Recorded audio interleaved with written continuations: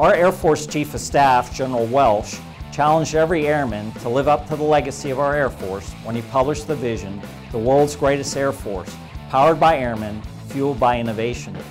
As the 81st Training Wing Commander, I'm confident that our airmen are up to the task and we will train the next generation to continue to honor that legacy.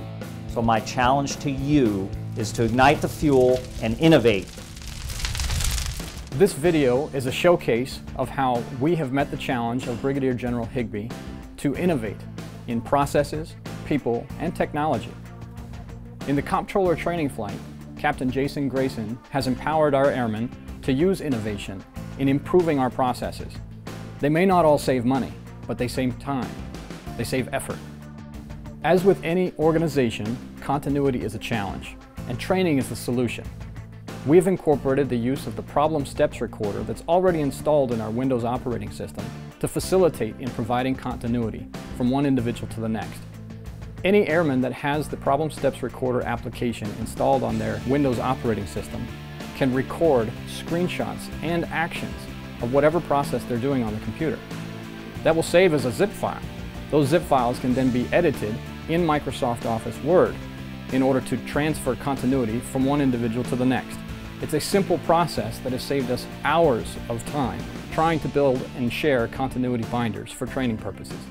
Keeping the curriculum of our schoolhouse up to date is another challenge. Our solution is incorporating career field subject matter experts from around the world. How do we do that? By utilizing the Defense Connect Online system. Through the Air Force portal, anyone can apply for a free account and utilize Defense Connect Online. We, in the schoolhouse, have used it in many cases to bring subject matter experts into the classroom, where they interact with the students. We use the Defense Connect Online system to reduce the TDY costs. Since we can't bring our subject matter experts to the schoolhouse for every single class session, we use the Defense Connect Online to record those sessions, reuse them, play them back, and use them as references for the students. Printing and signing hard copy documents and routing those documents is also another challenge. How have we overcome it in the Comptroller training flight? By utilizing e-signatures and e-routing.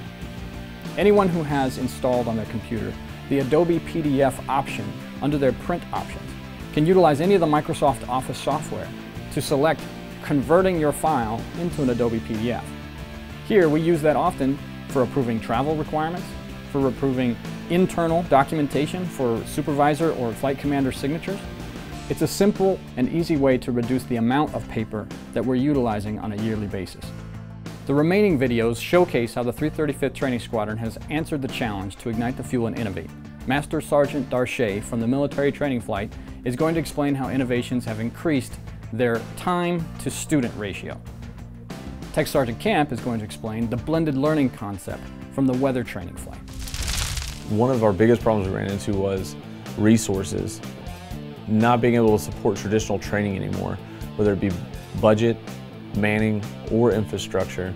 We saw large numbers coming through in tech training that could not be supported anymore. We can no longer train in the traditional classroom pipeline style, and we've challenged AETC to allow us to do blended learning. We managed to fix the problem by incorporating Blackboard into the AETC realm and moving blended learning into our course right now currently in a three-phase step, one distance learning and then moving into that Blackboard section. And then a final phase of the training would be an in-residence portion, cutting roughly $4 million out of the annual budget we're spending now on a current course. We're blending all three types to get the best product and save the most money.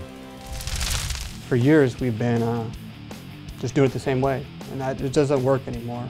We had 13 MTLs, but we only had 6 who were assigned to actually training and leading those airmen, which would give you a ratio of 1 MTL to 100 to 120 airmen, depending on our student load. 2nd Air Force, group leadership, started pushing the idea down of how can we do this better, how can we lower the ratio. All MTL should be involved in mentor training and leading these airmen and not focus so much on the administrative process and not focus so much on these extra primary additional duties.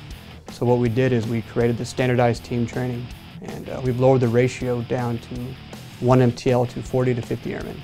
We've been able to cut their workload, but at the same time increase the interaction with the airmen, which is it's unheard of really, to actually be able to decrease somebody's workload, but increase the productivity. They're involved in almost every step of the process of that airman's progress through military training. So now it's a total squadron concept as well that are involved in the airmen's development and mentorship. We've seen more motivation in the airmen. We've seen more, we're putting the military back in military training. And we've seen a change. We've seen a change in pride. We've seen a change in discipline. So me personally, I definitely have seen a change in the attitude. And that's how I ignite the fuel.